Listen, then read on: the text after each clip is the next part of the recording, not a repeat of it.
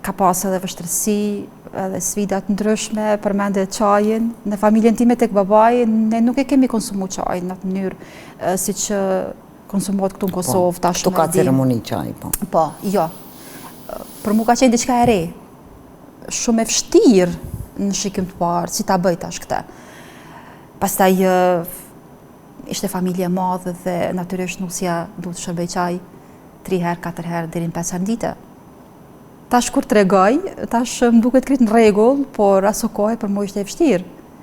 5 herë në ditë me qitë çaj, një nuze e cila nuk i përket asaj tradite, atë një më ishin kunata, 6 kunata.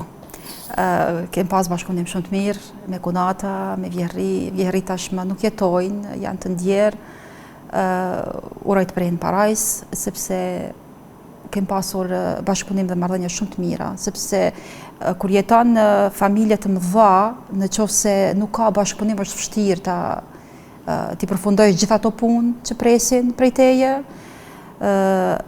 duhet me pas gjithsesi një bashkëpunim të mirë dhe unë jam e kënaqur. Kush i prin këtij bashkëpunimit të grave në rriti? Se pesho jo kohë